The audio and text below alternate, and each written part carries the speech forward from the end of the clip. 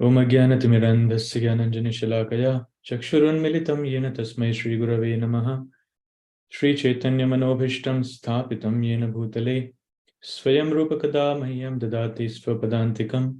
वन्देऽहं श्रीगुरो श्रीयुतपदकमलं श्रीगुरुन् वैष्णवांश्च श्रीरूपं साग्रजातं सहगणरघुनाथान्वितं तं सजीवं साद्वैतं सावधूतं परिजनसहितं कृष्णचैतन्यदेवं श्री राधा कृष्ण पादाम सहगण ललिता श्री विशाखान्वितांश्च नमो राधाय कृष्ण कभी हो ना कभी हो जाए। श्रीमते भक्ति वेदांत स्वामिनिति नामिने नमस्ते अब दो तीन तो गुजर कर आ जाए आज सारणे बंदी।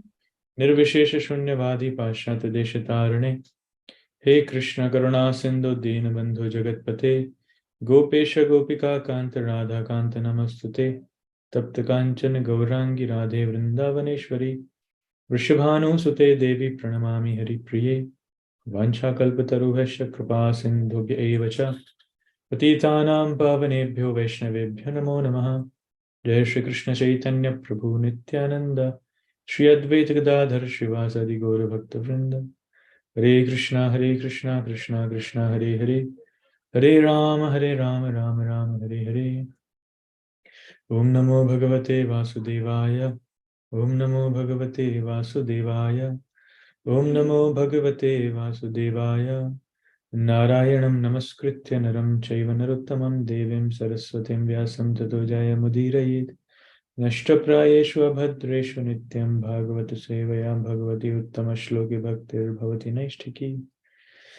हरे कृष्ण। तो अंतर्राष्ट्रीय कृष्ण भावनामृत संघ की शाखा इस्कॉन उज्जैन के द्वारा आयोजित इस बुधवारी सत्संगी कार्यक्रम भागवतामृत में आप सबका स्वागत है। सो वेरी हैप्पी टू सी। अनुरोध है कि आप सब अपने कैमरा ऑन रखेंगे तो ज़्यादा अच्छा रहेगा। Class will become more interactive. Is my voice Audible? मेरी आवाज़ क्लियर है? धीरे तो नहीं आ रही? आप लोग अनम्यूट नहीं कर पाएंगे, जस्ट थम्स अप के रिएक्शन से बता सकते हैं इज इट ऑडिबल और नॉट। ओके या सो ठंड के दिन है। ठंड के दिनों में कुछ लोगों को ठंड काफ़ी पसंद है, कुछ को पसंद नहीं है। पसंद इसलिए है कि ठंड में खाना बहुत अच्छा लगता है और ठंड में सोना भी बहुत अच्छा लगता है। लेकिन ठंड में नहाना अच्छा नहीं लगता है। बट एनीवेज श्रील प्रभुपाद जी उदाहरण देते हैं, मात्र स्पर्शास्तु कौन्तेय शीतोष्ण सुख दुःखदा आगम पायनो अनित्यस्तां स्थितिक्षैव भारत। तो गीता में भगवान इसका विश्लेषण करते हैं कि सुख और दुख किसके समान है? सर्दी और गर्मी के समान है, राइट? जैसे सर्दी और गर्मी आती जाती रहती है, उसी प्रकार से सुख और दुख भी आते जाते रहते हैं। They are not permanent. इसलिए एक बुद्धिमान व्यक्ति क्या करता है? बुद्धिमान व्यक्ति इनको सहन करता है, ही टॉलरेट्स। तो बुद्धिमान व्यक्ति तो सहन करता है, लेकिन आध्यात्मिक व्यक्ति, आध्यात्मवादी क्या करता है? वो इनको सहन करते हुए उसके जो नियत कर्म है वो हमेशा जारी रखता है। प्रभुपाद जी उदाहरण देते हैं, जैसे कितनी ही गर्मी क्यों ना हो, मई जून की गर्मी क्यों ना हो, लेकिन जो माताएं हैं वो घर में खाना बनाती ही हैं, खाना बनाने नहीं छोड़ती, राइट? उसी प्रकार से जो जो व्यक्ति आध्यात्मिक पथ के लिए सीरियस हैं, सिंसियर हैं, वो कितनी ही ठंड क्यों ना हो, वो ठंड में सुबह जल्दी उठते हैं। So we should wake up early. सुबह जल्दी उठते हैं। प्रभुपाद एक और चीज कहते हैं कि ठंडे पानी से नहाते हैं। मैं यहाँ पर नहीं बोल रहा, बट एटलीस्ट उठना तो चालू कीजिए। बिना नहाए आइए, लेकिन जब करने जरूर आइए। मॉर्निंग में उठिए, और 5:30 इतना कोई ज़्यादा अर्ली नहीं है, लेकिन ये हमारे लिए टेस्ट है। अगर हम भक्ति जीवन में सिंसियर होना चाहते हैं, आगे बढ़ना चाहते हैं, भगवान की कृपा प्राप्त करना चाहते हैं, so try to get up early. सुबह जल्दी उठिए और भक्तों के संग में आकर हरिनाम जप करने का प्रयास कीजिए। यही समय है जिस समय हम भगवान को बता सकते हैं कि भगवान देखिए मुझे कितना कष्ट हो रहा है, मेरे जीवन में कभी भी आदत नहीं रही सुबह उठने की, लेकिन सिर्फ आपको प्राप्त करने के लिए मैं सुबह उठ रहा हूँ या फिर उठ रही हूँ, राइट? और सुबह उठकर इस कड़ाके की ठंड में मैं आपका नाम लेने के लिए तैयार हूँ। तो भगवान बोलेंगे हाँ, ही इज रियली सिंसियर। क्योंकि जब अच्छा लगता है तब हम दर्शन करने जाते हैं, भगवान का नाम लेते हैं, वो तो सभी करते हैं, उसमें नया क्या है। लेकिन हमने एक्स्ट्रा क्या किया भगवान के लिए। तो ये नियम मान लेना चाहिए कि कितनी भी ठंड हो, कितनी भी गर्मी क्यों ना हो, हम सुबह रोजाना जल्दी उठेंगे और भगवान का नाम लेंगे, राइट।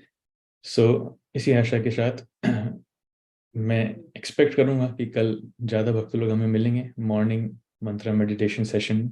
मैं उसके लिंक दोबारा सर्कुलेट करूंगा, मैंने करी भी थी। So just come. सो आज का जो टॉपिक है, पुरुष सुक्त कन्फर्म, पुरुष सुक्त की पुष्टि। ये हेडिंग समझना थोड़ा सा मुश्किल है, लेकिन ये बहुत एक विशेष प्रेयर है। पुरुष सुक्त अगर आप देखेंगे, पुरुष सुक्त नाम की जो प्रार्थनाएं हैं वो ऋग्वेद में आती हैं। और ऋग्वेद पुरुष सुक्त, इस शब्द का मतलब क्या है? इस शब्द का मतलब है, पुरुष सुक्त वो चीज है, ये संस्कृत की प्रार्थना है जिनके द्वारा जो परम पुरुष है या फिर भगवान, जिन्हें इस ब्रह्मांड में विराट पुरुष के नाम से भी जाना जाता है, राइट, उनको अर्पित ये प्रार्थनाएं हैं। तो पिछले अध्याय में हमने देखा था, पिछले के भी पिछले अध्याय में हमने देखा था कि नारद मुनि ब्रह्मा जी से 6 प्रश्न पूछते हैं। यद रूपम यद अधिष्ठानम यद धृष्टम यद समस्थम यद परम यच्च। इसका मतलब है कि इस ब्रह्मांड के लक्षण क्या है, इसका आश्रय स्थल क्या है, इसको किसने बनाया है, कैसे बनाया है, इसके अंदर क्या है, ये किस पर आश्रित है, और इसके पदार्थ क्या है, राइट।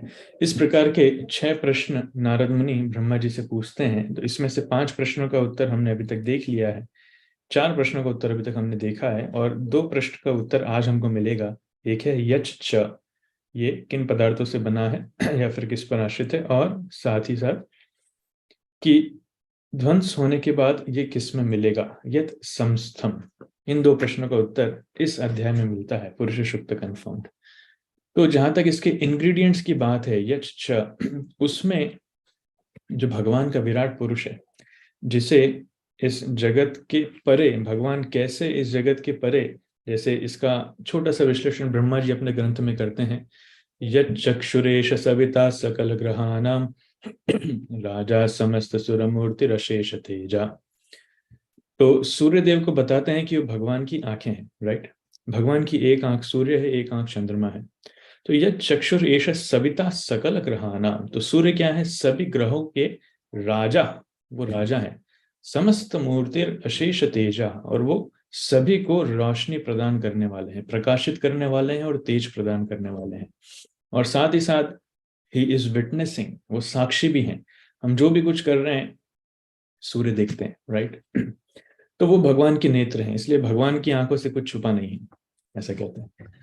अगर दिन में है तो भगवान की आंख सूर्य के रूप में काम कर रही है, अगर रात में है तो चंद्र के रूप में काम कर रही है। सो ये एक जस्ट छोटा सा उदाहरण है जो ब्रह्म संहिता में आता है। ऐसे ही भगवत गीता के 11वें अध्याय में जब भगवान विभूतियों का वर्णन करते हैं तो उसमें बताते हैं अलग अलग विभूतियां। वो एक छोटा सा एग्जाम्पल है। और विशेषकर ये जो प्रार्थनाएं हैं ऋग्वेद में आती हैं। Let me see if I can show you. या ये आपकी स्क्रीन पर है, जैसा आपको दिख रहा होगा। सहस्र शीर्षो पुरुषः सहस्त्राक्षः सहस्त्रपात् स भूमि विश्वतो वृत्वात् यत्तिष्ठदादृशङ्गलं पुरुषः एवेदं सर्वं यद्भुतं यच्च भव्यम् उतामृतत्स्वत्स्याशनो यद्नानिर् थोड़ा सा कठिन है, यदत्रेनातिरोहति। इस प्रकार से ये पुरुष सुक्त प्रेयर का पहला भाग है जिसमें 16 श्लोक हैं, राइट। ऐसे पुरुष सुक्त प्रार्थनाओं के 3 भाग हैं। पहला भाग ये है जिसमें कैसे अलग अलग जो भगवान के शरीर के अंश हैं उन्हें ब्रह्मांड के अलग अलग अंशों से तुलना दी गई। जैसे मैंने बताया था सूर्य जो है भगवान की आंखें हैं। तो ऐसे कौन से भगवान के शरीर से ब्रह्मांड के कौन से अंश से तुलना दी गई है वो यहाँ पर वर्णन आता है, राइट। और इसके बाद जो दूसरा भाग है उसमें बताते हैं कि भगवान की एक पाद विभूति कौन सी है और त्रिपाद विभूति कौन सी है। तो ये क्या है? एक पाद विभूति, त्रिपाद विभूति, हम इसको आज डिटेल में समझेंगे। ये बेसिकली भौतिक जगत और आध्यात्मिक जगत के बारे में है। ऐसे ही इसका तीसरा पार्ट भी है जो हम देखते हैं ब्रह्म सूत्रम, वो उसमें आता है। तो ऋग्वेद में ये पुरुष सूक्त की प्रार्थनाएं आती है, पुरुष सूक्तम नाम से। आप यूट्यूब पे जाएंगे, गूगल पे जाएंगे, आपको बहुत मिलेंगे इसके रेफरेंसेस। और भागवतम में इसी पुरुष सूक्त की प्रार्थनाओं को अलग तरीके से लिखकर इसकी पुष्टि की गई है।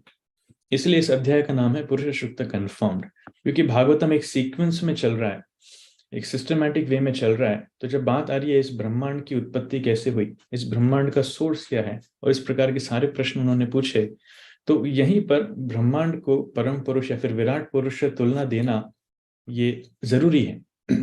इसलिए विराट पुरुष के बारे में जो वर्णन यहाँ पर आता है, ऐसा नहीं है कि ऋग्वेद को देख करके ऐसा लिखा गया था, but that is the reality. जब रियलिटी का वर्णन यहाँ पर किया गया और देखा कि ऋग्वेद में जो पुरुष सूक्त की प्रार्थना है ये एग्जैक्टली उससे मैच करता है। मेरे पास कंपैरेटिव चार्ट है, मैं भी सॉफ्ट कॉपी में नहीं है, हार्ड कॉपी में है, but I can show you on screen also later on. तो पुरुष सूक्त की प्रार्थनाओं से एग्जैक्टली मैच करता है। तो ऋग्वेद जो इतने समय पहले लिखे गए थे और भागवतम जो 5000 साल पहले लिखी गई थी, दोनों में एकदम सिमिलैरिटी मैच है, राइट? बिकॉज शास्त्र प्रेजेंट्स द इटर्नल ट्रुथ। कभी कभी लोग बोल सकते हैं कि नहीं, दीज आर ऑल फिक्टिशियस, ये सब मनोकल्पना है, किसी ने मन से लिख दिया। नहीं, ऐसा नहीं। देखिए, मनोकल्पना क्या है, ये हमारा दुर्भाग्य है कि हम आजकल क्या देखना चाहते हैं, क्या सुनना चाहते हैं। हम सुपरमैन को देखना चाहते हैं, हम स्पाइडरमैन को देखना चाहते हैं, हम आयरन मैन को देखना चाहते हैं, और बैटमैन को देखना चाहते हैं, और पता नहीं कौन कौन से मैन को देखना चाहते हैं, जो अपने आप में काल्पनिक है ना, जो पूरी तरीके से काल्पनिक है। हम हैरी पॉटर को देखना चाहते हैं, इस प्रकार के फिक्शन मूवीज जो आ रही हैं उसको देखना चाहते हैं। लेकिन जो वास्तविक सत्य है, भगवान कृष्ण है, भगवान राम है, उनकी लीलाएं हैं, उनके रूप का वर्णन है, उनके गुण का वर्णन है। हमें लगता है ये कल्पनाएं हैं, और ये स्पाइडरमैन बैटमैन हमें वास्तविक लगते हैं। सो हम हमारा इतना सारा समय, इतना सारा पैसा, इतनी सारी शक्ति, एनर्जी, ये सब देकर के इन तथाकथित काल्पनिक किरदारों को देखने जाते हैं, लेकिन जो वास्तव में सत्य है उसको देखने नहीं जाते हैं हम। मतलब आप लोग नहीं, आप लोग तो भी भक्त बन गए हैं, पर जो बाहर के लोग हैं, दुनिया में मैक्सिमम लोग, राइट? तो ये बड़ी विडंबना है। इसलिए हमें इस बारे में पूरी तरीके से कन्विंस्ड होना चाहिए कि हम जिस पथ पर हैं, भगवान का अस्तित्व है, भगवान के साथ संबंध है, ये सब वास्तविक सत्य है। पूरा रिसर्च करना चाहिए। इसलिए कभी कभी भक्तों को साइंटिस्ट भी कहा जाता है, दे आर स्पिरिचुअल साइंटिस्ट, वो आध्यात्मिक वैज्ञानिक है ना। भक्त लोग ऐसा नहीं है कि बस भाव में आकर के नाचने गाने लगेंगे और खाने लगेंगे, नो। वो नाचते गाते हैं, खाते हैं, उसके पीछे भी बहुत गहरा विज्ञान है। वो विज्ञान समझने के बाद वो आगे बढ़ते हैं। मैं जस्ट थोड़ा सा बेसिक आपको बता रहा हूँ, बिकॉज पुरुष सूक्त थोड़ा सा कठिन चैप्टर है। सो एनीवेज, तो पुरुष सूक्त के बारे में जहां तक बात आती है, तो ये जो मैंने 16 श्लोक आपको दिखाए थे, यह 16 श्लोक पहला पार्ट है। इसको भागवतम में भी 1 नंबर से 16 नंबर के श्लोक तक बताया गया है इस चैप्टर में, chapter number 6 from verse 1 till 16। यह उसी 16 श्लोकों को अलग तरीके से उसमें दिए गए हैं। और पुरुष सूक्त के बारे में आपने कभी कभी भगवान का ये रूप भी देखा होगा, जस्ट अ सेकेंड,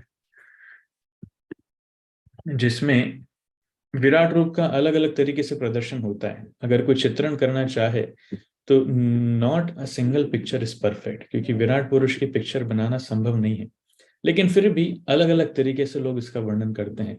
ये एक एक छोटा सा डिपिक्शन आपके सामने है। Now this is not exact, लेकिन फिर भी समझने के लिए आपको इसमें काफी मदद मिल सकती है। अगर आप देखेंगे, यहाँ से वर्णन आता है, जैसे बाल जो है वो बादल के समान उसको कंपेयर किया गया एंड ऑल दैट। तो मैं इसमें बताता हूँ भगवान के कौन से अंग को किससे तुलना दी गई है। तो जो सप्त धातु हैं, सप्त धातवः, उनको 7 वैदिक मंत्रों से तुलना दी गई है। मंत्र नहीं, वैदिक मीटर्स। जैसे श्लोक को अलग अलग मीटर्स में गाया जाता है, एक ही श्लोक को अलग अलग मीटर्स में गा करके या फिर ध्वनियों में गा करके हम बता सकते हैं, तो उनसे तुलना दी गई है।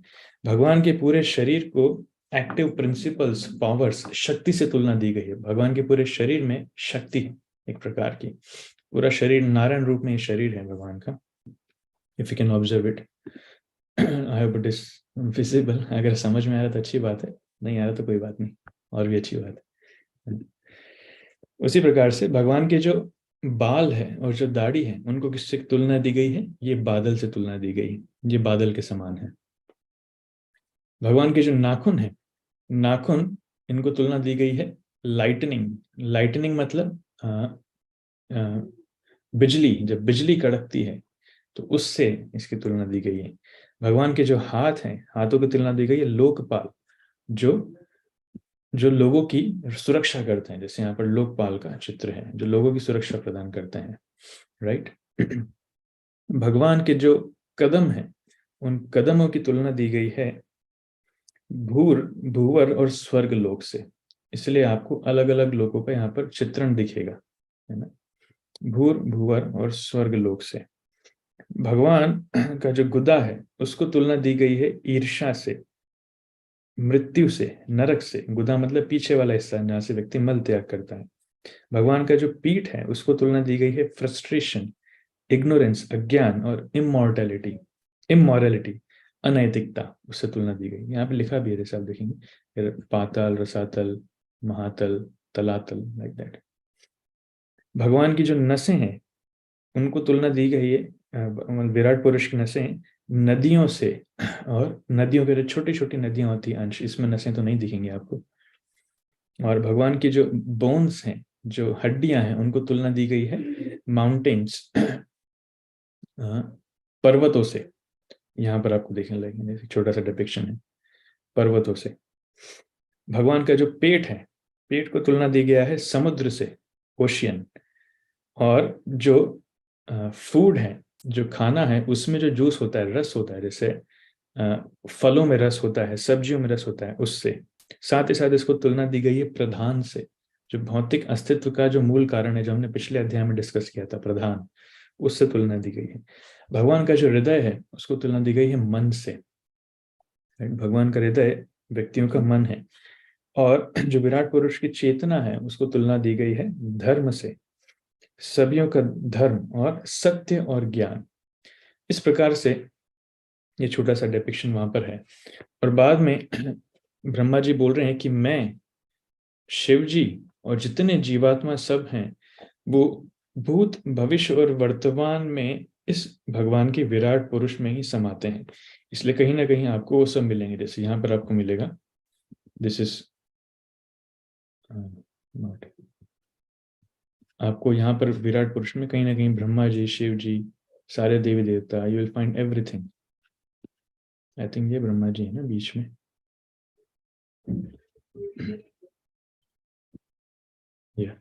एनीवेज, सो इस प्रकार से तुलना होती है। और भगवान जो हैं वो सभी कारणों के रूप में कार्य करते हैं, अंदर से भी और बाहर से भी। अंदर से परमात्मा के रूप में, और बाहर से स्वयं भगवान के रूप में, या फिर इस विराट पुरुष के रूप में। तो इस प्रकार से ये पुरुष सूक्त की प्रार्थना है। अगर आप इसकी डिटेल सुनना चाहते हैं, डिटेल पढ़ना चाहते हैं, तो आप भागवतम के 6 अध्याय के श्लोक संख्या 1 से लेकर 16 तक आप इसमें अध्ययन कर सकते हैं। और प्रभुपाद ने बहुत सुंदर इसमें परपट दिए हैं, तो आप उसको भी रेफर कर सकते हैं। कहने का तात्पर्य है कि देखिए, भगवान के एक एक अंग से तुलना दी जा रही है। इसके बाद भी दुर्भाग्य की बात है, कुछ लोग कहते हैं कि भगवान का रूप नहीं है, भगवान का कोई शरीर नहीं। शास्त्रों में भगवान के एक एक अंग को किस किस से तुलना दी गई है, वो क्या क्या कार्य करता है, वो कैसे प्रकट होता है, वो भौतिक प्रकृति का कौन सा अंग, कौन सा तत्व प्रकट करता है, वो सारी चीजें विस्तृत रूप में बताई गई हैं। सिर्फ भागवतम में नहीं, ये पुरुष सूक्त ऋग्वेद में आता है। लेकिन उसके बाद भी कुछ लोग बोलते हैं कि भगवान निराकार है। तो प्रभुपाद जी कहते हैं, जो लोग इस प्रकार से बात करते हैं वो एक प्रकार से क्या कर रहे हैं, भगवान के प्रति बहुत बड़ा अपराध कर रहे हैं। इसलिए कहते हैं मायावादी कृष्ण अपराधी। कैसे अपराध कर रहे हैं? मान लीजिए आप मेरे सामने आते हैं, है ना, आप मेरे सामने खड़े हैं, और मैं आपको देखकर भी अनदेखा कर रहा हूं, आई एम इग्नोरिंग यू, मैं आपको इग्नोर कर रहा हूं, तो आपको कैसा लगेगा? बहुत बुरा लगेगा। अरे मैं आपके सामने खड़ा हूं बट ही इज इग्नोरिंग मी, कैसा घमंडी व्यक्ति है, मुझे देखकर भी अनदेखा कर रहा है, इजंट इट? तो उसी प्रकार से भगवान का अस्तित्व है। ये लोग अध्यात्मवादी हैं, गीता पढ़ते हैं, भागवत पढ़ते हैं, उसके बाद भी बोलते हैं भगवान निराकार है। सो भगवान को कितना बुरा लगता है, राइट? और दूसरों को प्रचार करते हैं इस चीज का। So it's something like we are we are denying the existence of God. भगवान का रूप देखते हुए भी हम बोल रहे हैं नहीं नहीं भगवान का कोई रूप नहीं है, हम भगवान को इग्नोर कर रहे हैं। इसलिए भगवान के प्रति अपराध है, इट्स एन ऑफेंस। इसलिए कभी कभी मायावादियों को अपराधी भी बताया जाता है। मायावादी कृष्ण अपराधी, वो कृष्ण के चरणों में अपराध कर रहे हैं, right. So we should be very firmly convinced. Bhagavad Gita में देखेंगे भगवान के रूप का वर्णन आता है। ऐसे लोग, मायावादी लोग क्या करते हैं, जब वो बोलते हैं, जैसे भगवान बोलते हैं माम एकम शरणम व्रजा, मुझ पे शरणागत होइए, तो ये लोग बोलते हैं हमें कृष्ण पे शरणागत नहीं हो रहा है, कृष्ण के अंदर जो अव्यक्त परमात्मा है उन पे शरणागत होना है। अरे बाबा, इतना दिमाग लगाने की जरूरत क्या है? भगवान जब खुद कह रहे हैं माम एकम, ओनली मी, सिर्फ मुझ पर शरणागत होइए, तो आप क्यों इतना लॉजिक लगा रहे हैं, आपको इतना दिमाग लगा रहे हैं? इसको कहते हैं मेंटल स्पेकुलेशन, जो अपने मन से कुछ भी शास्त्रों का अर्थ निकालना चालू कर देते हैं। तो इस प्रकार के व्यक्ति कभी खुद सफल नहीं होंगे आध्यात्मिक जीवन में, और उनके जो फॉलोअर्स होते हैं दूसरों को भी सफल नहीं होने देंगे। इसलिए हमें परंपरा प्रणाली में सुनना चाहिए शास्त्रों को, राइट। एनीवेज, ऐसे बहुत सारे एविडेंसेस हैं, बट वो हमारा टॉपिक नहीं है। तो इस प्रकार से 16 श्लोकों में ये जो आंसर आता है, ये वर्णन है यच च, मतलब ये भौतिक जगत किन पदार्थों का बना हुआ है। तो उसमें ये सारे पदार्थ हैं, उनका ये वर्णन आता है। फिर 18 से लेकर 22 श्लोक में वर्णन करते हैं एक पाद विभूति और त्रिपाद विभूति। अब ये क्या है? ये है, अगर हम इसको सिस्टमैटिकली समझेंगे, I don't know if you remember the chart. एक पाद विभूति, क्योंकि अभी भौतिक जगत का वर्णन चल रहा है और इसको तुलना दी जाती है, तुलना नहीं, ये भगवान की जो क्रिएशन है ये सिर्फ 1/4 क्रिएशन है, और इसके परे, इस भौतिक जगत के परे जो आध्यात्मिक जगत है वो 3/4 क्रिएशन है। तो दोनों मिलाकर के कंप्लीट होता है भगवान की 100% क्रिएशन, राइट। मैं आपको पिक्चर से दिखाऊंगा तो ज्यादा अच्छा लगेगा। Just give me a moment.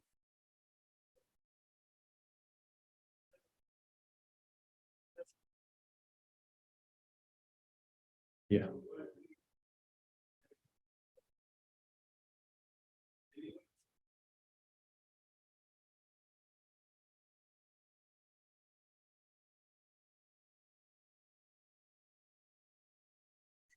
ये चार्ट आप लोगों ने देख रखा है, इसमें कोई दोराहा नहीं है, और आपको समझने में आसानी होगी। Although this is not clear, लेकिन फिर भी मैं आपको आइडिया दे देता हूँ। या ये चार्ट आपने देख रखा है, राइट। ये क्लियर नहीं है, लेकिन आपको समझने के लिए आसानी होगी। ये भौतिक जगत है। हमने देखा कि कैसे गर्भोदक्षाय विष्णु जब श्वास छोड़ते हैं तो भौतिक जगत एक बुलबुले के रूप में प्रकट होता है। एक एक ब्रह्मांड बेसिकली एक एक बुलबुला है। तो इसमें बहुत सारे बुलबुले आपको दिख रहे हैं, right. Is it visible? Is it visible? यही चार्ट शो करूं या फिर थोड़ा क्लियर चार्ट ढूंढूं, क्या अच्छा रहेगा? आप अनम्यूट करके बोल सकते हैं, मैंने फंक्शन इनेबल कर दिया। हरे कृष्णा बाबू जी। यस प्रभु। बाबू जी ब्लर है वो Blur है चार्ट ना? जो हाँ।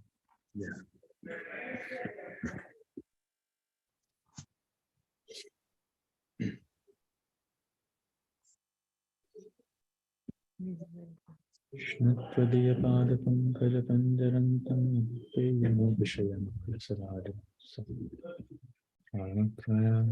स्मयेकः पान्तुस्ते कण्ठावरोधनं स्मरणं बुधिष्ठे।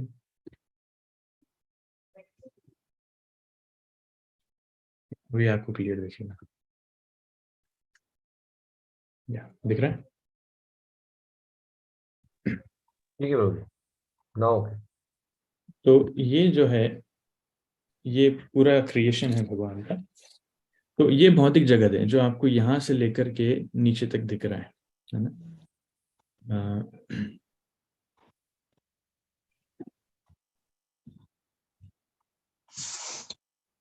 ये यहाँ से लेकर के नीचे तक जो है ये ब्रह्मांड है, और ये जो आपको दिख रहे हैं ये है गर्भोदक्षाय विष्णु।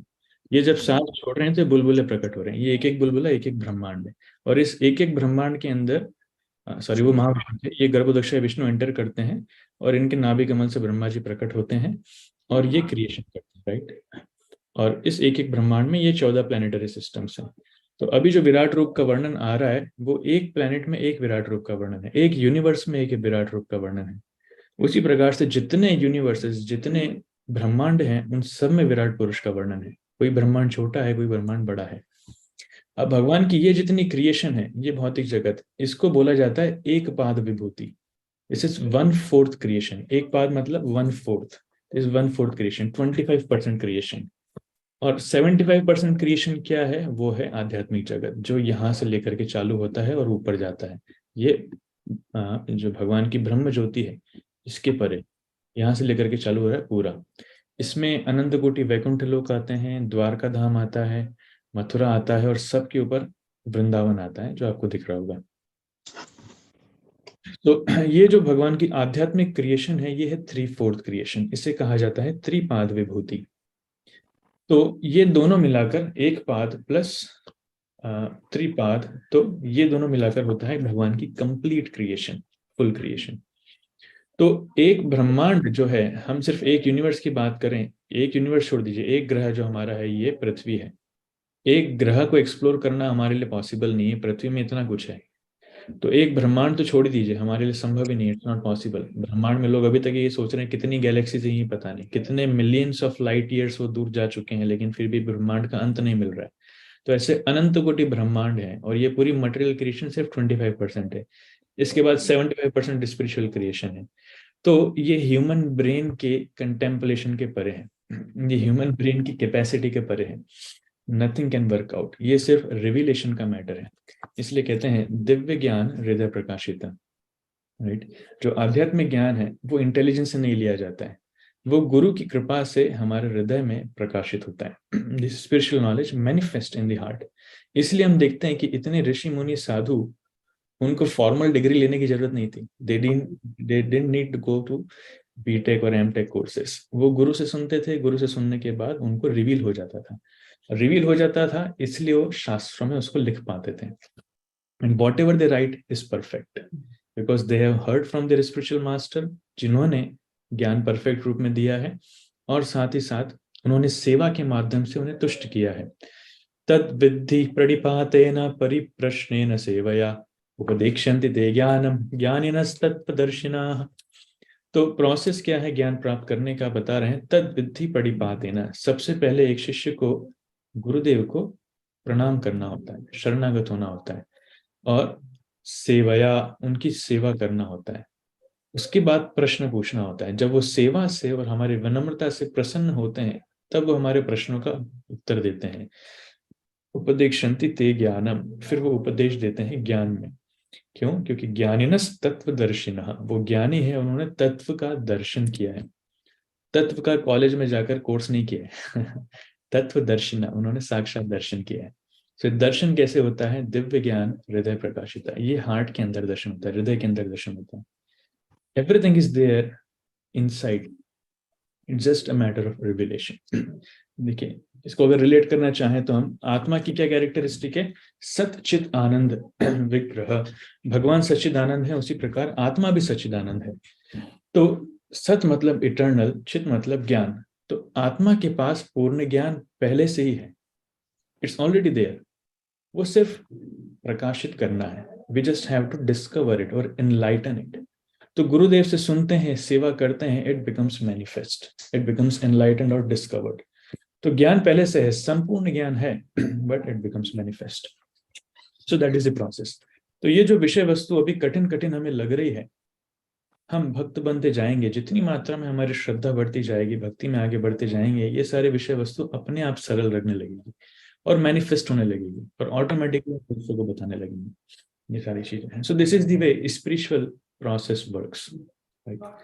तो यहाँ पर उनका वर्णन कर रहे हैं, और 19वें श्लोक में, आगे वाले श्लोकों में 18 से 22 में दोनों विभूतियों के बीच में कंपैरिजन दिया गया है। I regret I don't have that chart in soft copy, but दोनों विभूतियों के बीच में कंपैरिजन दिया गया है, जिसमें बता रहे हैं कि प्रभुपाद बहुत डिटेल में तात्पर्य देते हैं, आप जाके पढ़ सकते हैं, जिसमें बताते हैं। ठीक है, मैं आपसे प्रश्न पूछता हूँ, आप लोग अनम्यूट करके बताइएगा। ऑलराइट, अब बताइए कि एक पाद विभूति मतलब कौन सा जगत? भौतिक जगत या आध्यात्मिक जगत? भौतिक जगत। Very good. और त्रिपाद विभूति मतलब आध्यात्मिक वेरी, ठीक है। तो जन्म मृत्यु का चक्र कौन से विभूति में होता है, एक पाद में कि त्रिपाद में? एक पाद। यस, एक पाद में। जन्म मृत्यु का चक्र एक पाद विभूति में होता है, त्रिपाद विभूति में जन्म मृत्यु नहीं होता है। जन्म मृत्यु जरा व्याधि दुख दोषानुदर्शनम, या फिर पुनरपि जन्मम पुनरपि मरणम पुनरपि जननी जठरे शयनम। तो जो जन्म मृत्यु है, जरा व्याधि है, ये सिर्फ भौतिक जगत में होता है, आध्यात्मिक जगत में नहीं होता है। आध्यात्मिक जगत में एक जीव हमेशा आनंद में रहता है। ठीक है। दूसरा, तो जन्म तो नहीं होता है। अब भौतिक जगत में या फिर जो रहने वाले लोग हैं, भौतिक जगत में उनका स्वभाव कैसा होता है और आध्यात्मिक जगत में लोगों का स्वभाव कैसा होता है? एक पाद विभूति में लोगों का स्वभाव कैसा होता है, रहने वालों का, रेसिडेंट्स का, और त्रिपाद विभूति में कैसा होता है? ये प्रश्न कंडीशनल होता है। कंडीशनल। ओके, और कोई? तो एक पाद विभूति में तो प्रभु जी बहुत कष्ट और कलेश रहता है, लेकिन हाँ। आध्यात्मिक में आनंद रहता है। राइट, एक पाद विभूति में कष्ट है, क्लेश है, आध्यात्मिक आनंद है। Very good. इसके अलावा और कोई? इस पे तो मतलब डिटेल पे लेक्चर दिए जा सकते हैं इस क्वेश्चन पे। हरे कृष्ण प्रभु जी। अरे कृष्ण। एक पाद विभूति में बेसिकली अगर हम भक्ति से नहीं जुड़े हैं तो हम केवल अपने लिए ही कर्म करते हैं, अगर हम नहीं समझते हैं। और आई थिंक त्रिपाद विभूति में हम सब भगवान के लिए करते हैं। हाँ, भौतिक जगत में सब लोग सेल्फिश हैं, पीपल आर सेल्फिश, और आध्यात्मिक जगत में पीपल आर सेल्फलेस, वो दूसरों के बारे में सोचते हैं। Very good. और आध्यात्मिक जगत में ये प्रकाशित है, वहां पे दिन और रात नहीं होता है, लेकिन भौतिक जगत में काल चक्र है जो आध्यात्मिक जगत में नहीं है।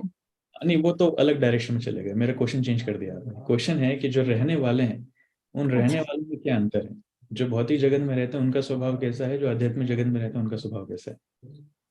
वो इटर्नली ब्लिसफुल रहते हैं, हम लोग दुखी रहते हैं यहाँ पे। वो आनंद में है, हम दुखी हैं। ओके। प्रभु जी जो भौतिक जगत में रहते हैं वो पूरे समय माया में उलझे रहते हैं और हमेशा सतो तमो और तीनों गुणों में उलझे रहते हैं। ये सही बात है। आध्यात्मिक जगत में ये सब दूर, माया वहां जा ही नहीं सकती। सही बात है, वो माया के वश में है, त्रिगुणों के वश में है, लेकिन आध्यात्मिक जगत में त्रिगुणातीत हो जाते हैं, त्रिगुणों के ऊपर चले जाते हैं। Very good, nice. और हरे कृष्ण प्रभु जी, दंडवत प्रणाम। मटेरियल वर्ल्ड में रहने वालों में इग्नोरेंस हावी रहता है। तो क्या हावी रहता है? Ignorance. Ignorance, yeah. They are ignorant about their own identity. They are ignorant about the reality. Very true. और बहुत आध्यात्मिक जगत रहने वालों में उनकी कॉन्सेप्ट एटलीस्ट क्लियर रहते हैं प्रभु जी, एक पाथ क्लियर रहता है कि हाँ ये है। they are enlightened, वो ज्ञान में रहते हैं। ये अज्ञानी है, वो ज्ञान में है। they are enlightened. भौतिक जगत में जो व्यक्ति है या मनुष्य जीवात्मा है, वो उनमें भोग की प्रवृत्ति है, वासना और जो ईर्ष्या द्वेष इस तरह के कल्मश हैं और भोग की प्रवृत्ति। हम भोगने के, सुख भोगने की तलाश में यहाँ आ गए हैं और हमें सुख नहीं मिल रहा। राइट, यहाँ पर भोग वृत्ति है और वहां पर सेवा वृत्ति है। यहाँ पर हम खुद को संतुष्ट करना चाहते हैं, वहां पर दूसरों की सेवा करना है। यस विजय कृष्ण। प्रभु जी यहाँ शरीर नश्वर है, लेकिन स्पिरिचुअल वर्ल्ड में वो इटर्नल है। अच्छा, स्पिरिचुअल वर्ल्ड में शरीर होता है क्या? होता है। प्रभु जी शरीर तो होता है, लेकिन मतलब वो नहीं, शरीर होता है प्रभु जी, सेम भगवान जैसा होता है और उनके एक कौतुक मणि रहती है बस। राइट, इस good point, I will explain. अभी भौतिक जगत में आत्मा के ऊपर दो प्रकार के शरीर होते हैं, एक है सटल और उसके ऊपर होता है ग्रॉस। ग्रॉस जो पंच महाभूत वाला हम देखते हैं, पृथ्वी जल अग्नि वायु आकाश, और इसके अंदर होता है मन बुद्धि अहंकार का एक सूक्ष्म शरीर, जिसके द्वारा हम स्वप्न में ट्रैवल करते हैं, या फिर मृत्यु के बाद आत्मा उस सूक्ष्म शरीर से दूसरे शरीर में जाती है। आध्यात्मिक जगत में ये नहीं होता है, ग्रॉस बॉडी नहीं होती और सटल बॉडी प्यूरिफाई हो जाती है। तो जो सोल है, जो अभी भौतिक जगत में आने के बाद श्रिंक हो जाती है, एकदम बाल के अग्रभाग का छोटा हिस्सा 10,000वां हिस्सा बन जाती है, वही सोल आध्यात्मिक जगत में जाकर एक्सपांड होती है और अपने ओरिजिनल फॉर्म में आ जाती है.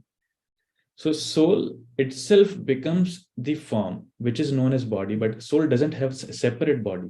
जैसे भगवान की आत्मा में और शरीर में कोई अंतर नहीं है, उसी प्रकार से वहां पर रहने वाले जीवों की शरीर में और आत्मा में कोई अंतर नहीं होता है. The soul takes a form, the eternal form.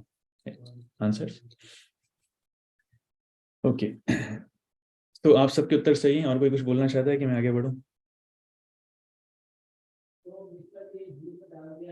ठीक है, I'll go forward. यहाँ पर जो लोग हैं इन्हें कहा जाता है एक पाद विभूति में, इन्हें कहा जाता है अबृहद व्रता. अबृहद व्रता मतलब इसका उल्टा होता है बृहद व्रता, जो सेल्फ कंट्रोल्ड है. और इधर people are not self controlled, इनका खुद पर कंट्रोल नहीं है. इसलिए इधर के लोग हैं सेंस ग्रेटिफिकेशन की तरफ ज्यादा भागते हैं.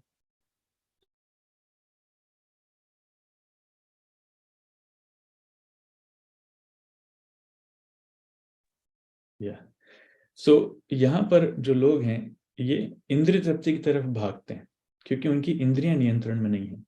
लेकिन आध्यात्मिक जगत में लोग इंद्रिय तृप्ति की तरफ नहीं भागते, वो खुद की इंद्रियों को नियंत्रण करके भगवान की सेवा करना चाहते हैं. ये अंतर है, राइट. तीसरा प्रश्न, लॉर्ड्स इंक्लिनेशन, भगवान की तरफ रुझाव किस जगत में किसका कितना होता है? ये तो सिंपल क्वेश्चन है. एक पाद विभूति में होता है कि नहीं होता है?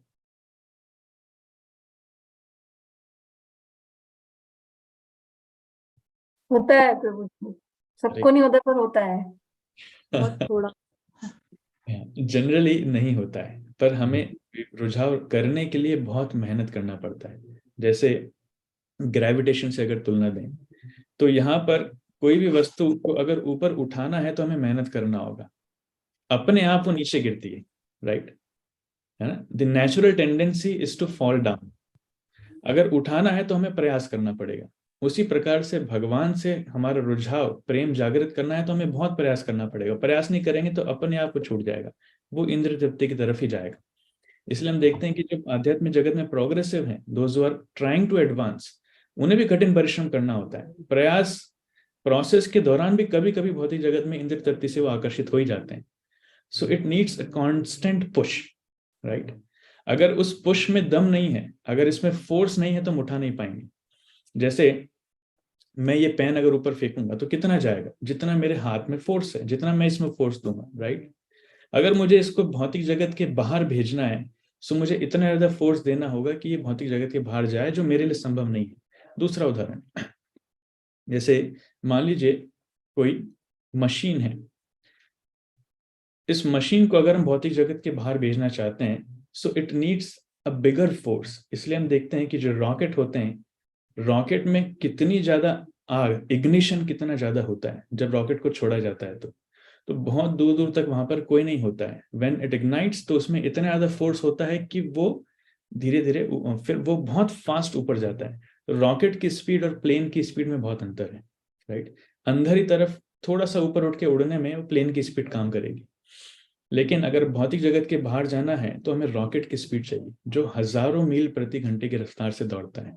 एक बार वो वहां से उड़ गया, उसके बाद आप इग्निशन ऑफ कर दीजिए, फिर रॉकेट स्पेस में ट्रैवल करेगा. लेकिन यहाँ से जाने के लिए इट नीड्स फोर्स. उसी प्रकार से हम भौतिक जगत से अगर जाना चाहते हैं तो भक्ति तीव्रेन भक्ति योगेन यजेत पुरुष परम, भक्ति तीव्र होना चाहिए. जितना हमारी भक्ति में फोर्स होगा उतना ही हम भौतिक जगत के नियमों को पार करके ऊपर जा पाएंगे या फिर त्रिगुणातीत हो पाएंगे, जो पहले चर्चा हुई थी. या और त्रिपाद विभूति में आध्यात्मिक जगत में people are naturally inclined towards God, भगवान की तरफ स्वाभाविक रुझाव है. रुझाव ही नहीं, भगवान से पूरा प्रेम है, इसलिए वो भौतिक आध्यात्मिक जगत में, right. The question comes then, fear, जो डर कहाँ पर होता है? एक पाद विभूति में कि त्रिपाद विभूति में? कहाँ पर उपस्थित है डर? एक पाद भौतिक जगत में लोग डरते हैं, आध्यात्मिक जगत में कोई नहीं डरता. इसकी पुष्टि होती है, नारायणः परा सर्वे न कुतश्चन बिभ्यति स्वर्गापवर्ग नरकेषु अपि तुल्यार्थदर्शिनः, कि जो भगवान के शुद्ध भक्त हैं, जो नारायण परा हैं, जिनके प्राण नारायण में हैं, वो किसी से नहीं डरते. उनके लिए स्वर्ग और नरक दोनों ही समान है, कहीं भी रख दो, they do not fear any condition of life. Right. तो प्रगति का एक लक्षण ये भी है हम कितने डर से मुक्त हो पा रहे हैं। दूसरा श्लोक आता है, आपन्नः संस्मृतिं घोराम यन्नाम विवशो गृणन् तथा सद्यो विमुच्येत्य यद् बिभेति स्वयं भयम्। तो भगवान के नाम से भय स्वयं भयभीत होता है, इसलिए जो नाम की शरण लेता है वो सारे भय से मुक्त हो जाता है, क्योंकि उसने अभय चरणारविंद, अभय चरण की शरण ले रखी है, भगवान के चरण की शरण ले रखी। इसलिए भगवान का नाम हमें अभय प्रदान करता है। देन फॉरगेटफुलनेस, भूलना, ये कहाँ होता है? एक पाद विभूति में कि त्रिपाद विभूति में? एक पाद नहीं सकते। ओके, हाँ ये तो आंसर सरल है। क्यों, ऐसा क्यों, क्यों भूलते हैं लोग? प्रभु जी कलयुग है और कलयुग में मतलब जो मेमोरी रहती है वो बहुत वीक हो जाती है। हाँ, इसलिए गजनी मूवी भी कलयुग में आती है, शॉर्ट टर्म मेमोरी लॉस। यह कलयुग है, और क्योंकि ये जगत अज्ञान का जगत है इसलिए लोग बार बार भूल जाते हैं, लेकिन आध्यात्मिक जगत ज्ञान का जगत है, इसलिए वहां पर लोगों को नेचुरली चीजें याद रहती हैं। दे आर श्रुति स्मर, श्रुतिधर, श्रुति स्मर श्रुतिधर दोनों से है ना, सुनने से ही उनको याद हो जाता है, उनको नोट्स बनाने की जरूरत नहीं, बुक्स रेफर करने की जरूरत नहीं। और इसी पद्धति से हमारी परंपराएं चली आ रही हैं। वो तो सिर्फ कलयुग में आने के बाद लिखा जाने लगा शास्त्रों को। हम भी लेक्चर सुनते तो नोट्स बनाते हैं, अभी भी मैं दे रहा हूँ तो बुक्स रेफर करके लेक्चर दे रहा हूँ, बिकॉज हमारी मेमोरी शार्प नहीं है। अदरवाइज जो आध्यात्मिक जीव हैं उनको याद रखने की आवश्यकता नहीं है, they just here and it remembers, वो सुनकर धारण कर लेते हैं, इसलिए श्रुतिधर उनका नाम हो जाता है। ठीक है। The number of living entities, जो जीवात्माएं हैं वो कहाँ ज्यादा है, भौतिक जगत में कि आध्यात्मिक जगत में? आध्यात्मिक जगत में। लेकिन माता जी भौतिक जगत में भी कम नहीं है। आप देखो ह्यूमंस की पॉपुलेशन 800 करोड़ की हो गई है। ह्यूमंस को छोड़ दो, आप छोटे छोटे जीवात्माओं पे जाओ, कीड़ों पे जाओ, ओशियन में जाओ, इनन्यूमरेबल, हम काउंट नहीं कर सकते इतने जीव। पेड़ पौधों को काउंट करो, काउंट नहीं कर सकते हैं। घर के नीचे चींटियां इतने सारे मिल जाएंगे, उनको काउंट नहीं कर पाएंगे। हमारी बॉडी के अंदर इतने सारे सेल्स मिल जाएंगे, trillions and trillions of cells, zillions of cells, हम उसको काउंट नहीं कर सकते। प्रभु जी वो त्रिपाद विभूति है ना, इट इज हम लोग सिर्फ 1/4 of the entire creation, so population वहां पे ज्यादा है।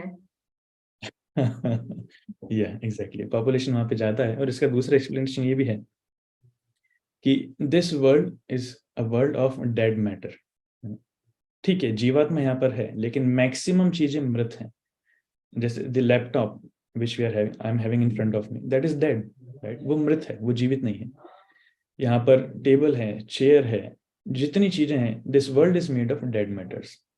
तो मैक्सिमम वस्तुएं यहाँ पर डेड हैं। जो जीवात्मा है वो एलियन है, वो आध्यात्मिक जगत से यहाँ पर आता है। जीवभूतम महाबाहो ययेदम धार्यते जगत, वो आध्यात्मिक जगत से यहाँ पर आता है और इस जगत को धारण करता है और चलाता है, राइट। तो this world is made of dead matters. इसके अपोजिट जो आध्यात्मिक वर्ल्ड है, it is made of spirit, उसमें हर चीज जीवित है, एवरीथिंग इज लिविंग। भगवान का तकिया है वो भी जीवित है, कभी कभी सिर की जगह पैर पे आ जाता है। भगवान की चादर है वो भी जीवित है, भगवान की प्लेट है वो भी जीवित है, एवरीथिंग इज लिविंग, हम जितना एक्सप्लेन उसको करना चाहें। तो इसलिए यहाँ पर जीवात्मा अनगिनत है, नो डाउट, लेकिन आध्यात्मिक जगत में तो हम कल्पना भी नहीं कर सकते, इतने सारे जीव, इतने सारे जीव, राइट। दूसरा उदाहरण आपने सुना होगा, ये भौतिक जगत प्रिजन हाउस है। तो शहर में जेल होती है तो लोग कहाँ ज्यादा होते हैं, शहर में ज्यादा होते हैं कि जेल में ज्यादा होते हैं? शहर में ज्यादा होते हैं, जेल में कम होते हैं। उसी प्रकार से भौतिक जगत में कम लोग हैं और मेन जो आध्यात्मिक जगत है वहां पर ज्यादा है। गुड, आज का लेक्चर तो आप लोग ही दे रहे हैं, मैं नहीं दे रहा हूँ ऐसे। और यह सतचित आनंद का अनुभव, मैं क्वेश्चन उस हिसाब से पूछ रहा हूँ जो श्लोक में आ रहे हैं एक्चुअली, अदरवाइज इस एक्सरसाइज को हम कितना लंबा भी खींच सकते हैं, पर जो श्लोक में लिखी गई चीजें मैं उनके ऊपर क्वेश्चन पूछ रहा हूँ। तो सतचित आनंद का अनुभव आध्यात्मिक जगत में कितना होता है और भौतिक जगत में कितना होता है? भौतिक जगत में तो बिल्कुल नहीं होता, आध्यात्मिक जगत में ज्यादा होता। Okay, good, any other answer? प्रभु जी, आध्यात्मिक जगत में जो आत्मा है वो भी भगवान की तरह सच्चित आनंदी है ना? यस, बिल्कुल। और हमारे यहाँ पे शायद आचार्यों को होता होगा, लेकिन हमें तो आनंद ही नहीं आता है। या हमें यहाँ पर जो अनुभव होता है वो थोड़ा सा होता है, it's very meagre, very little quantity. लेकिन आध्यात्मिक जगत में इट्स इनकम्प्लीट मैनिफेस्टेशन, वो फुलनेस में है। वहां पर थोड़ा ज्ञान हमें है, जैसे हम ज्ञान की बातें ही कर रहे हैं बैठ करके, यहाँ पर थोड़ा ज्ञान है, बट दैट इज इन, अगर कंपैरिजन करें तो कुछ भी नहीं। वो पहाड़ है तो हम पहाड़ का एक छोटा सा कण भी नहीं, राइट? तो थोड़ा सा हमें है। उसी प्रकार से थोड़ा सा आनंद, आप भगवान का नाम लेंगे तो आनंद आएगा, कीर्तन करेंगे तो आनंद आएगा, सेवा करेंगे तो आनंद आएगा, राइट? लेकिन आध्यात्मिक जगत में जो आनंद है वो असीम है, उसकी तुलना भी हम नहीं कर सकते, राइट? उसी प्रकार से जो सत, इटर्नल एस्पेक्ट, हम मरना नहीं चाहते, लेकिन फिर भी किसी किसी की लाइफ ड्यूरेशन काफी लंबी हो जाती है, तो थोड़ा सा अनुभव वहां पर मिलता है। लेकिन आध्यात्मिक जगत में मृत्यु और जन्म होता ही नहीं, सो पीपल आर इटर्नल। एक और चीज इसमें नहीं लिखी, मैं आपको बता देता हूँ। आध्यात्मिक, जैसे यहाँ पर there are 3 tenses, past, present and future, भूत, वर्तमान और भविष्य, राइट? लेकिन अगर हम डीपली इसके ऊपर सोचेंगे तो there are only 2 tenses present, past and future. There is no present here, यहाँ पर वर्तमान नहीं है। As soon as you say P of present, it becomes past, right? So हम present में कुछ भी करना चाहते हैं, it immediately becomes past, and there is of course planning for the future. There is no present. लेकिन आध्यात्मिक जगत में there is no past, there is no future, there is only present.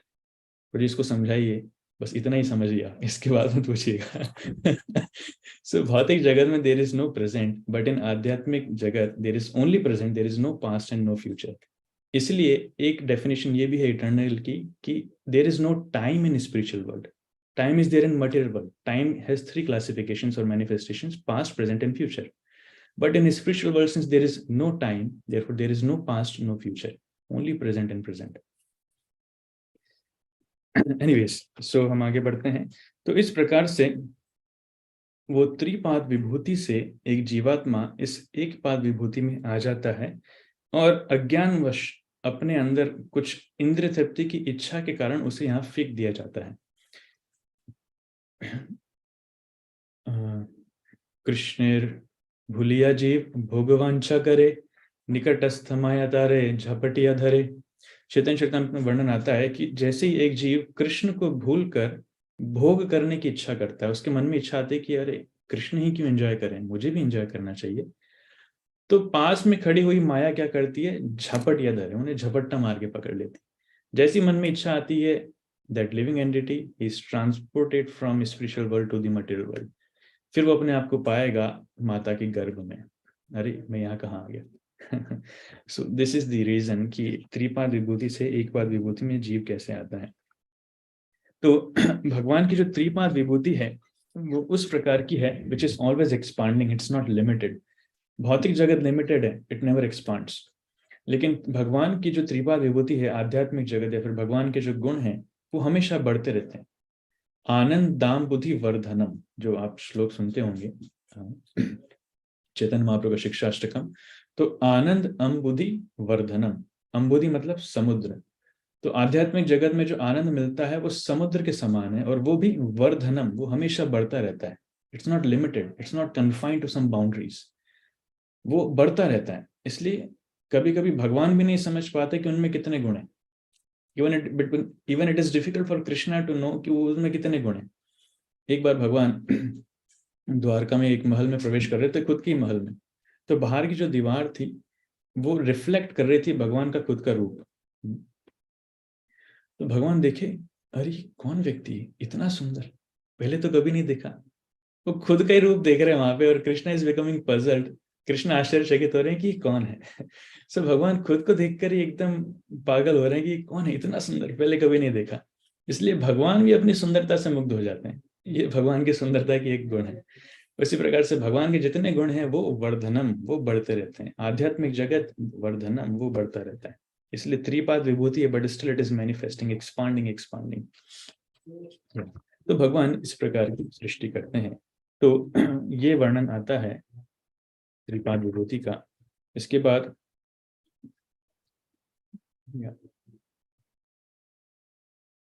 I'll finish in 5 minutes. तो ब्रह्मा जी बताते हैं कि जब मैं भगवान के नाभि कमल से प्रकट हुआ तब मुझे कुछ नहीं दिख रहा था, सिर्फ पानी ही पानी था, हर जगह पानी था, क्योंकि क्रिएशन उस समय हुआ नहीं था। और उस समय मैं जानना चाहता था कि मैं यहाँ पर कैसे आया, मेरे अस्तित्व का कारण क्या है, राइट, और मेरा कर्तव्य क्या है, मुझे करना क्या है। इसलिए मैं कई हजारों दिव्य युग, कई हजारों साल में उस नाभि कमल में, कमल की डंडी में ही अंदर जाता गया, लेकिन मुझे कभी भी उसका अंत नहीं मिला। इसलिए बाद में आकर मुझे ऊपर आकर ही बैठना पड़ा, और फिर तब मैंने एक आवाज सुनी, क्या, तपा। जैसे पानी की जब बूंद गिरती है ना पानी में, तब क्या आती है, टप टप। हम टप बोलते हैं, बट वो तप तप उनको सुनाई दिया। सो ही अंडरस्टूड कि मुझे तपस्या करना पड़ेगा। तब ब्रह्मा जी ने उस कमल पर बैठकर तपस्या करना प्रारंभ किया, और फिर भगवान ने हृदय से उनको ज्ञान देना प्रकाशित किया। इसलिए भागवतम के पहले श्लोक में आता है, तेने ब्रह्म हृदयादि कवये मुह्यन्ति, तेने ब्रह्म हृदयादि कवये, I forgot the entire श्लोक। मूयन्ति यत् सूर्यात्। हाँ, that's there। मैं पहली लाइन इसमें रिमेम्बर कर रहा हूँ।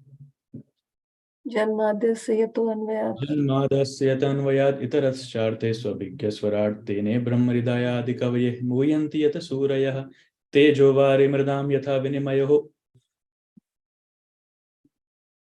I forgot, ये काफी डिटेल वर्ड्स है। धामना स्वेन सदा निरस्त कुहकम सत्यम परम धीमहि, बीच की एक लाइन मिस कर गया। तो ब्रह्मा जी उसमें एक्सप्लेन करते हैं कि तेने ब्रह्म हृदय या आदि कवये, आदि कवये मतलब ब्रह्मा जी, और भगवान ने तेने ब्रह्म हृदय से उनको ज्ञान संचारित किया। ब्रह्मा जी तपस्या किए और भगवान ने हृदय से उनको ज्ञान मैनिफेस्ट किया, क्योंकि उनको करना क्या है। इसलिए इसी कैंटो के 9th चैप्टर में आएगा चतुर्श्लोकी भागवत। भागवत जब स्टार्ट हुई थी तो सिर्फ 4 श्लोकों में थी, भगवान ने 4 श्लोक ब्रह्मा जी को बताए थे। फिर वहां से भागवत धीरे धीरे एक्सपांड होते होते अभी 18,000 श्लोक के फॉर्म में हमारे सामने। सो 9th चैप्टर में आप लोग सुनेंगे, अभी 6th चैप्टर चल रहा है। एनीवे, तो यहाँ पर उसका वर्णन है, और फिर ब्रह्मा जी बता रहे हैं कि कैसे इस क्रिएशन के लिए जब उनको पता चला कि मुझे क्रिएशन करना है, तो भगवान ने ही सारे इंग्रेडिएंट्स अरेंज किए, भगवान ने ही सारी तैयारी की, और बाद में मुझे जस्ट आर्किटेक्चर का वर्क दिया गया और मुझे ये सारी चीजें करना थी। तो कैसे सारे इंग्रेडिएंट्स भगवान के अंग माने जाते हैं, जो पुरुष सुक्त हमने पढ़ा, ब्रह्मा जी उसका कंफर्मेशन मात्र कर रहे हैं। इसलिए चैप्टर है पुरुष सुक्त कंफर्म, या फिर पुरुष सुक्त की पुष्टि। तो वो यहाँ पर बता रहे हैं। और उसके बाद नारद मुनि को बता रहे हैं कि हे नारद, उसके बाद आपके 9 प्रजापति, मनु जो आपके भाई हैं, दूसरे साधु, वो सब प्रकट हुए, वो सब भगवान की पूजा करने लगे, स्तुतियां गाने लगे। Like that is goes on now. फिर 31 से लेके 33 श्लोक में जो क्वेश्चन नंबर 2 और क्वेश्चन नंबर 5, यत अधिष्ठानम और यत परम, उसका वर्णन, उसका उत्तर यहाँ पर मिलता है। अब इसका उत्तर तो वैसे मिल गया है, बट जस्ट कंफर्मेशन के लिए कि इस ब्रह्मांड का अधिष्ठानम, शेल्टर क्या है, वो भगवान स्वयं है, राइट।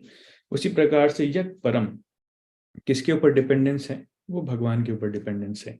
लेकिन विद इन दैट, उसके अंदर में कैसे कार्य होता है, मैं क्रिएट करता हूँ, विष्णु मेंटेन करते हैं, और शिव जी उसको डिस्ट्रक्ट करते हैं। इसलिए परम जो है डिस्ट्रक्शन के ऊपर भी है, तो शिव जी उसको डिसॉल्व करते हैं या फिर उसको नष्ट करते हैं। उसका उत्तर वहां पर है। और बाद में बहुत अच्छे श्लोक है, मैं आपको स्क्रीन पे दिखाऊंगा। ये 2 श्लोकों के साथ हम एंड करेंगे, जो ब्रह्मा जी एडमिट कर रहे हैं कि कैसे उनके लिए भी भगवान को जान पाना संभव नहीं है। I show you.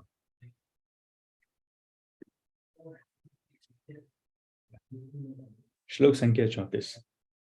न भारती में अंगम मृषोपलक्ष्यते, न वै क्वचिन में मनसो मृषा गति, न मे ऋषिकानि पतन्त्य सत्पथे, जन्मे कंठव्यता धृतो हरि।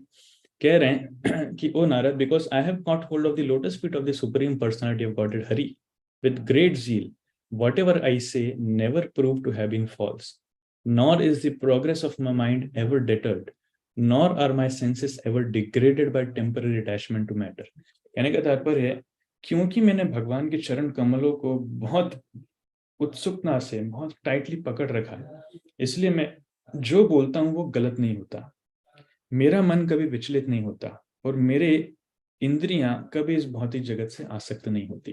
ब्रह्मा जी बोल रहे हैं। तो कारण क्या है? क्योंकि मैंने भगवान के चरण कमलों को पकड़ रखा है। उसी प्रकार से अगर हम इस भौतिक जगत में यही गुण प्राप्त करना चाहते हैं, हम जो बोलें कभी गलत ना हो, हमारा मन कभी भी विचलित ना हो और हमारा इंद्रियां इस भौतिक जगत से कभी आसक्त ना हो, तो उसका फॉर्मूला क्या है? भगवान की चरण कमलों को पकड़ना पड़ेगा। Prabhupada gives a very beautiful purport, आप लोग पढ़ सकते हैं। फिर ये श्लोक आता है, सोहम सम्माननायमस्तपोमयः प्रजापति नाम अभिवंदितः पतिः आस्थाय योगम निपुणम समाहितस् तम नाद्यगच्छम यत आत्मसंभवः। कह रहे हैं, although I am known as the great Brahma, perfect in the disciplic succession of Vedic wisdom, and although I have undergone all austerities and I am expert in mystic powers and self-realization, and although I am recognized as such by the great forefathers of the living entities who offer me respectful obeisances, still I cannot understand him, the Lord, the very source of my birth. तो ब्रह्मा जी कह रहे हैं कि मैं स्वयं इतना महान ब्रह्मा, मुझसे एक संप्रदाय चालू होता है। I have undergone all austerities, मैंने सारी तपस्या की है, सारी योग शक्ति मेरे पास है, आध्यात्मिक साक्षात्कार मेरे पास है, जितने प्रजापति हैं, जितने जीवात्माओं के आचार्य, सब मुझे मानते हैं, सब मुझे प्रणाम करते हैं, लेकिन फिर भी मैं भी भगवान को नहीं समझ सकता जिनसे मेरा जन्म हुआ है। तो this is how Brahma ji admits, ये उनकी विनम्रता है, एंड हियर ही एडमिट्स। इसलिए एक बार ब्रह्मा जी भगवान कृष्ण के पास जाके कहते हैं कि भगवान मैं आपको समझ गया। भगवान आश्चर्य से समझ गए? हाँ भगवान मैं समझ गया। तो क्या समझ गए? मैं समझ गया कि आपको कभी भी नहीं समझा जा सकता। ये समझ गया। तो भगवान के गुण रूप लीला सब अचिंत हैं। So that's how Lord Brahma admits that he himself is unable to understand. इसलिए जब मैं भगवान को नहीं समझ पा रहा, तो बाकी सबका क्या कहा जाए, वो लोग तो बिल्कुल नहीं समझ पाएंगे।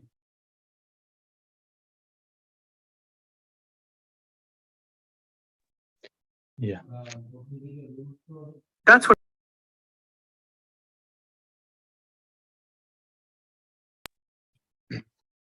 okay. लेकिन फिर भी जितना सामर्थ्य भगवान ने हमें दिया है, उस सभी सामर्थ्य को, बुद्धि को उपयोग करते हुए हमें भगवान की महिमा का गुणगान करना चाहिए। We should glorify Krishna.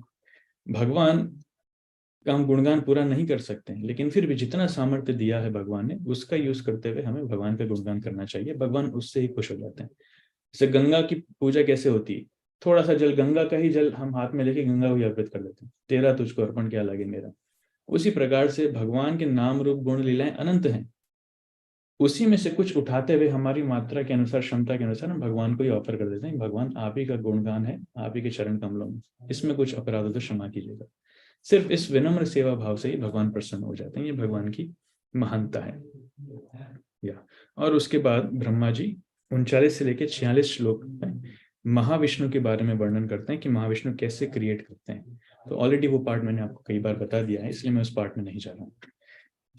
Thank you so much. So I will stop here. Last श्लोक में बताते हैं कि अभी तक मैंने आपको भगवान के इन गुणों के बारे में बताया, अब मैं लीला अवतार के बारे में बताऊंगा, तो वो अगले अध्याय में आएगा। भगवान के अगले अध्याय में हम देखेंगे कितने प्रकार के लीला अवतार हैं, कौन कौन से इनकारनेशन आने वाले हैं, आ चुके हैं, वो सब उसमें वर्णन आता है। हरे कृष्णा कृष्णा कृष्णा हरे हरे, हरे राम राम राम हरे। एनी क्वेश्चंस और कमेंट्स?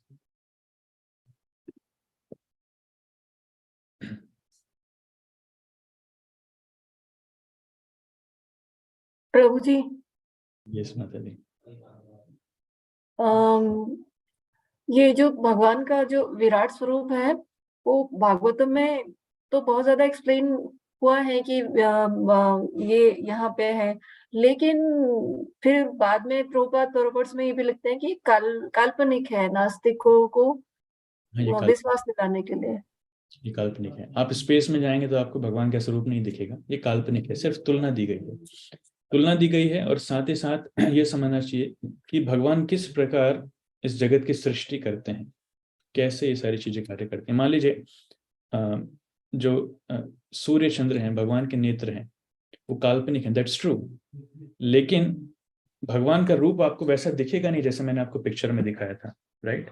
वो जो विराट रूप का पिक्चर दिखाया था वैसा रूप दिखेगा नहीं, लेकिन सूर्य और चंद्रमा भगवान के नेत्रों के रूप में कार्य जरूर करते हैं, है ना? उसी प्रकार से जो नदियां हैं वो भगवान की नसों के रूप में कार्य जरूर करती हैं।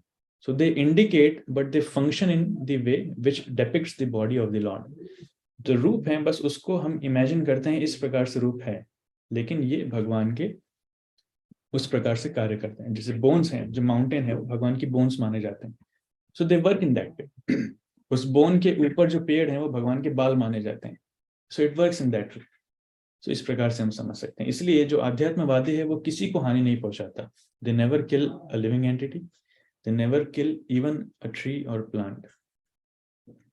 अभी कभी कुछ करना होता है तो वो भगवान की सेवा के लिए ही करते हैं, खुद के लिए नहीं। मतलब है, लेकिन एग्जैक्टली उस आकार में नहीं है जैसा हम इमेजिन करते हैं। yes. जी, तो फिर ऐसा है तो देखा जाए तो फिर तो हर जगह जो भगवान तो कण कण में है, तो हर जगह तीर्थ स्थान हुआ ना। फिर हम स्पेसिफिक जगह पे जाके क्यों वर्शिप करते हैं, धाम बोलते हैं जिनको। हाँ, हर जगह तो छोड़ो, हमारा खुद का शरीर भी तीर्थ स्थान हुआ ना, भगवान अंदर वास करते हैं। हाँ। तो आप घर में बैठ के भी शुद्ध भक्त बन सकते हैं, उस प्रकार की चेतना अगर हो जाए तो। अगर नहीं है तो फिर धाम में जाकर के धाम धाम जाना पड़ेगा। का आश्रय लेना चाहिए। It all depends on the consciousness. अगर चेतना उस प्रकार की है, जैसे प्रभुपाद की चेतना थी तो प्रभुपाद यूएस जाकर के पूरा प्रचार कर दिया, नहीं तो कोई कोई वृंदावन में रहकर भी गलत काम करता है, right? So it depends on the consciousness. जी, थैंक यू प्रभु जी, Hare Krishna. Any other question और sharings, comments, challenges? Okay, so आप सब संतुष्ट हैं और समय भी हो चुका है, सो विल स्टॉप हियर। प्रभु जी एक क्वेश्चन करना है, थोड़ा टॉपिक से अलग है, can I ask? Deity worship के बारे में पूछ सकते हूँ? मैंने करी नहीं है, जितना मेरा नॉलेज होगा मैं बता दूंगा, अगर नहीं होगा तो आई एडमिट। मैंने मंदिरों में मंगल आरती में देखा है कि हम गुरु अष्टकम गाते हैं ना मंगल आरती में, लेकिन गुरु अष्टकम मतलब प्रभुपाद के लिए, गुरु के लिए ना। वंदे गुरोः श्री चरणारविंदम, गुरु नहीं है, गुरु है। गुरु मतलब पूरी परंपरा के लिए, बहुत सारे गुरु। हाँ, लेकिन हम उस टाइम पे आरती उतार रहे होते हैं भगवान की, तो ये थोड़ा तालमेल नहीं रहता, क्योंकि घर पे तो हमें खुद को गानी होती है ना, और एट द सेम टाइम हम भगवान की आरती कर रहे हैं, लेकिन गाते हैं गुरु अष्टकम है। तो एक शिष्य के लिए इट्स अ ग्रेट कंसेप्ट, पता नहीं कितने लोग समझ पाएंगे, लेकिन एक शिष्य के लिए गुरुदेव ही उसके भगवान है। He doesn't see any difference between the God and the spiritual master. इसलिए हम आखिरी श्लोक में क्या गाते हैं, साक्षात 7th श्लोक में, साक्षात धरित्वेन समस्त शास्त्रे उक्तस्तथा भाव्यत एव सद्भिः किंतु प्रभुर्य प्रिय एव तस्य वंदे गुरु श्री चरण। तो गुरु कौन है? साक्षात हरि है। और मैं कह रहा हूं नहीं, समस्त शास्त्र है, सारे शास्त्र कह रहे हैं। आप कितने शास्त्रों में देख लीजिए, गुरु को भगवान से तुलना दी गई है। और भगवान कृष्ण स्वयं कहते हैं, आचार्य माम विजानियात नवमन्येत करहिचित। भगवान उद्धव को शिक्षा दे रहे हैं कि हे उद्धव, आपके माध्यम से मैं जगत में शिक्षा दे रहा हूं कि आचार्य मतलब गुरु को मुझसे समझो। आचार्य माम विजानियात, इसलिए न अवमन्येत करहिचित, उनकी कभी भी अवमानना नहीं करना चाहिए, अपमान नहीं करना चाहिए। So that's the teaching, the essential teachings of the scriptures that we understand, right? तो उस मूड में हम करते हैं। और गुरु के आश्रय से, आश्रय लैया भजे तारे कृष्ण नहीं तेजे। जो गुरु का आश्रय लेकर भगवान की भक्ति करता है, भगवान उसे कभी नहीं छोड़ते, उसको सुरक्षा देंगे ही देंगे, भगवान उसको भक्ति देंगे ही देंगे। लेकिन जो डायरेक्टली भगवान की भक्ति करता है, भगवान खुद बोलते हैं कि वो मेरा भक्त नहीं है। जो मेरे भक्तों का भक्त है वास्तव में वही मेरा भक्त है। इसलिए प्रगति करने का ये डीप सीक्रेट है, राइट? जी, thank you, thank you so thank you much. प्रभु जी, धन्यवाद, प्रणाम। आज का चैप्टर काफी कठिन हो गया, there are no questions. Yes प्रभु, एक छोटा सा प्रश्न पूछना था प्रभु जी। हाँ जी, हाँ जी। भौतिक जगत में न जीव अपनी मर्जी से आता है, न अपनी मर्जी से जाता है, ठीक है ना? नहीं। वो अगर वो आता है आध्यात्मिक जगत से, तो ऐसी कौन सी शक्ति होती है जो दोनों जगह आ जा सकती, क्योंकि वो वहां से अपने को जीव को यहाँ लेके आती। भौतिक जगत में जीव अपनी मर्जी से नहीं आता, मर्जी से नहीं रहता, ये गलत है। भौतिक जगत में जीव अपनी मर्जी से ही आता है और अपनी मर्जी से ही जाता है। वो अपनी स्वतंत्रता को यूज करते हुए गलत सोचता है, गलत कार्य करता है, इसलिए उसे यहाँ भेज दिया जाता है। और अगर वही सुधरना चाहे, वो भक्त बनना चाहे, तो वो आध्यात्मिक जगत में चला जाएगा। सो हमारी इच्छा ही सर्वोपरि, right. It is the free will, जो हमारी स्वतंत्र इच्छा है, that is the main thing. अगर हम उतनी मात्रा में इच्छा कर रहे हैं, हम वास्तविक इच्छा करेंगे, तो ऑटोमेटिकली हम भक्त बन जाएंगे, लेकिन हम करना नहीं चाहते। और जीव आता भी कैसे है, क्योंकि वो कृष्ण से अलग होकर एंजॉय करना चाहता है, तो भौतिक जगत में उसे सिर्फ फैसिलिटी दी जाती है। जैसे उदाहरण के लिए, छोटी सी लड़की कुकिंग करना चाहती है, तो मम्मी क्या करती है, छोटा सा डेमो किचन का सेट ला के दे देती है। छोटा सा चकला है, छोटा सा बेलन है, छोटा सा गैस है, अभी बनाओ इस पर। तो बनाकर वो कुछ भी बिगाड़ करके लेकर के आती है, राइट, क्योंकि उसे आग में भी हाथ डालने नहीं दे सकता। उसी प्रकार से जब आध्यात्मिक जगत में रहकर के जीव सोचता है कि मैं भी एंजॉय करूंगा, मैं भी कंट्रोल करूंगा, तो आध्यात्मिक जगत में तो ये संभव नहीं है। तो भगवान बोलते हैं ठीक है, आप छोटे से 20 बाय 20 के फ्लैट में जाओ, 50 बाय 20 के फ्लैट में जाओ, वहां पे कंट्रोल करना चालू करो। पूरे जगत को तो छोड़ो, पहले आपकी वाइफ और बच्चों को कंट्रोल करना चालू करो, देखो कर पाते हो कि नहीं। देखो एंजॉय कर पाते हो कि नहीं मुझसे अलग होकर के। जब ठुक बैठ करके समझ में आता है नहीं संभव हो पाएगा, तब मन से भक्ति करना सच्चे हृदय से, उसके बाद मेरे पास आ जाओगे। सो ये हमारी इच्छा है, जिसके कारण हम आते हैं, और हमारी इच्छा से हम जाते हैं। This is the answer. All right, Hare Krishna. Thank you. Yes माता जी, लास्ट क्वेश्चन। प्रभु जी लास्ट क्वेश्चन है। जो हम तटस्थ शक्ति कहलाते हैं जीवात्मा, तो जो आध्यात्मिक जगत में जीवात्मा है भगवान की सेवा में ही लगी हुई है ना, सच्चिदानंद है वो भी, तो उनके अंदर ये थॉट्स आएंगे ही क्यों कि उन्हें भगवान, उन्हें मतलब खुद भी स्वामी जैसा होना है, वो थॉट वहां पे तो नहीं आ सकता ना, वो तो आध्यात्मिक जगत में है। बिल्कुल सही बात है, बिल्कुल सही बात है। नॉर्मली नहीं आता है, पर किसी किसी केस में हम देखते हैं एक्सेप्शनली आ भी जाता है। जैसे शहर जब निर्माण होता है, तो कोई भी व्यक्ति कानून नहीं तोड़ना चाहता, लेकिन कुछ कुछ ऐसे मूर्ख लोग हैं जिनकी बुद्धि उल्टी काम करती है, कितना भी समझा लो उल्टा ही सोचेंगे, वो तोड़ने का ही प्रयास करेंगे। तो उस प्रवृत्ति का हल्का सा एलिमेंट कभी कभी अपनी उस फ्री विल को दुरुपयोग करके जीवात्मा के मन में आ जाता है, तो इसलिए उसे यहाँ भेज दिया जाता है, इसलिए जगत ही होती है। सो आता है, therefore we see there are living entities here in this material world and the world is also here, right. So that तो पॉसिबल। वहां पे आध्यात्मिक जगत में भी तटस्थ शक्ति ही कहलाते हैं क्या जीवात्मा? जीवात्मा हमेशा तटस्थ शक्ति है, राइट। कुछ जीव ऐसे हैं जो नित्य मुक्त हैं, जो भगवान की अंतरंगा शक्ति में आते हैं। जैसे राधा रानी है, भगवान की पेरेंट्स हैं, ये लोग कभी भी इनके मन में नहीं आ सकते। इनका भक्ति भाव इतना ज्यादा है कि वो भौतिक जगत से कभी भी, या मतलब उस बारे में सोच भी नहीं पाएंगे। लेकिन कुछ जीव हैं जो अपनी फ्री विल का कभी कभी गलत उपयोग कर सकते हैं, वो पॉसिबिलिटी उनकी है।